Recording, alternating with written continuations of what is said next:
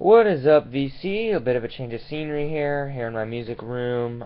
Place to play instruments, place to play all the music. As you can see, pretty sweet place. Haven't made a video in a while for the simple fact that I have not had any vinyl to show. And honestly, that sucks. It sucks a lot. But I live a long ways from the nearest record store, so I don't get to go often. But this week, went down to Lincoln, Nebraska, went down to a great record store, Recycled Sounds, that has a ton of vinyl, and then I went to a record store in Kearney, Nebraska. It's a new one. It's only been open for a few months. It's called Buffalo Records.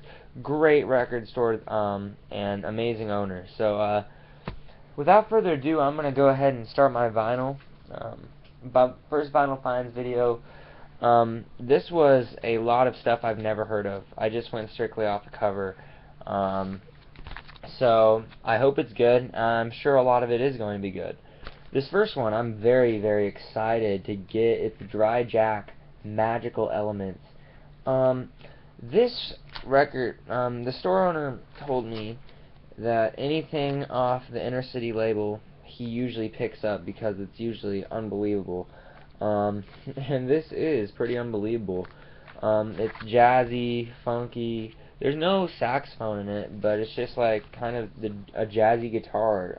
Rod Fleeman apparently is his name. But yeah, this is a really interesting album with some really cool, sounds to it. Just a soul, funky jazz type thing. And so yeah, I'd like people to tell me, I guess, what else is off this Inner City label. I know they're a jazz label, but I don't know a lot of the names associated with them. But he said anything off this label is usually good. So I'm going to be sure to keep looking at the Inner City label, see what I can find. This next one, NRBQ, this looks funky, but it also looks like it could be a little cheesy. It's called Grooves in Orbit. It looks interesting. I hope it's good. I found that at Buffalo Records. So excited to listen to that. And I'm sorry if I don't know a lot of what I'm talking about here, because I don't know a lot of these albums. But I've listened to a few, but I just got home today, so I've only listened to about 4. This is Mr. John Cale, British. Is it British Passport? Yeah. I've only listened to one John Cale record, and that was Vintage Violence, and it was a very good record.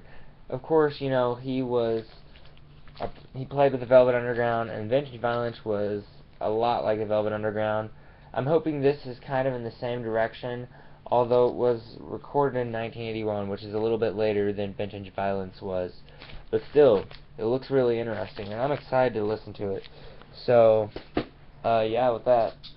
Next one, Herbie Hancock, Sound System. Just saw Derek Vaughn post an amazing video about Herbie Hancock at the Omaha Civic Auditorium. I need to find that one. That looks super sick. Anyway, though, this is Herbie Hancock Sound System. It's okay.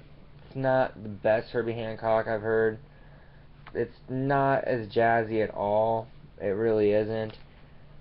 It's a little funky, but it's just, I don't know. It's just more of, the 80s mainstream stuff, I guess. I don't think this was too mainstream, but it's more of that 80s mainstream sound. But it's still good. I still like it. The cover looked cool, but it was a little bit more disappointing than I thought it would be. Next, this one is pretty good. Asylum Choir 2, Leon Russell and Mark Beno. The first track on this, Sweet Home Chicago, is really good. The rest after that are just, they're okay. But the first one is killer, I think. So, yeah, check this out. Asylum Choir. Next one. I think this is Three Dog Night. I already have this record without a sleeve or anything, and the record that I have of it is pretty busted up, but this record's in good condition, so had to pick it up. Also from Buffalo Records. Next, picked this up because I just recently got done listening to Grover Washington Jr.'s Mr. Magic. And this is Eric Gill, his guitar player, and one of the songs on Grover Washington Jr.'s album, Mr. Magic, really caught my attention, and the guitarist on that song was Eric Gale. And interestingly enough, Grover Washington Jr. actually appears in this for a few cuts. So I'm excited to get into this. Excited to listen to Eric Gale's solo stuff. I mean, because his guitar playing in Mr. Magic was really, really interesting and really caught my attention. So excited to listen to this. The album also on that is really cool. Next we have Lighthouse. Know nothing about this band. I've heard of them. Sunny Days. People in this just look really cool. So I'm hoping they make some cool music, but I know nothing about this. So excited to get into that. This one didn't really go because of the cover on this, because I think this is kind of a lame cover. Kind of went for it because I'm on the back. These guys look freaking cool, and it was actually off of Elektra, and I know Elektra produced some of the Doors stuff, so why not give it a shot if it's off Elektra? So, who is this? Sailcat? Yeah. So really, I'm excited to check this out. Give it a listen. Oh, and speaking of the Doors, pretty much the only Doors album you'll ever need. This is Weird Scenes Inside the Goldmine. It's a double LP. It's got 23 songs, and it's pretty much the 23 greatest songs the Doors have ever come out with. Really excited to get this because I have two other albums now, LA Woman, and their first one, and now I have even more, and it's pretty much their greatest hits compilation. So excited to find that. And this next run might be saving the best for last, just because I don't know if this is rare or not. This is Port Authority.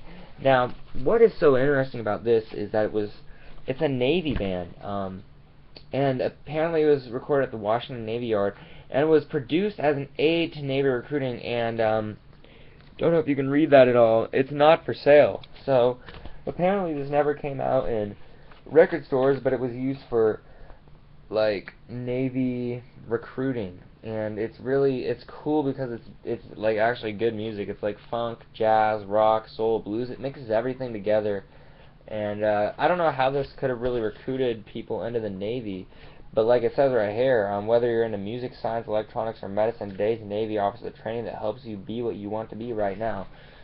So was surprised to find this, and it's actually really good, but I don't know if it's rare or not because it said it was not for sale, so I'm wondering if it never came out in a record store.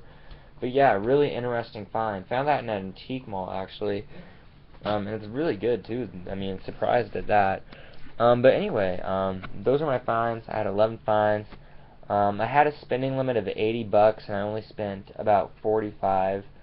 So I've still got money to spend. I'll be earning more money too. So yeah, excited to buy some more records. I also got a new setup in my room, a new place to store my records now. I actually got shelves, so I look official.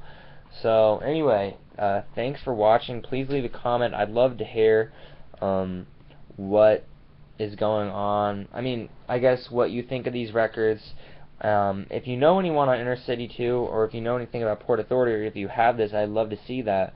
And also, I'd like to give a huge shout out to Mr. Hall of Fame. He is back in business. Pumped to see him, man. I love your videos. I love all the videos you do. And I think I even said in your comment, we need Psycho Funk back now. And then it would be complete with Derek Vaughn, Mr. Hall of Fame, Psycho Funk, and everyone else in the VC. Keep it chill. Keep the VC going. A lot of VC videos today I was able to watch. Some interesting stuff. And I'll be hoping to post a video soon. Peace.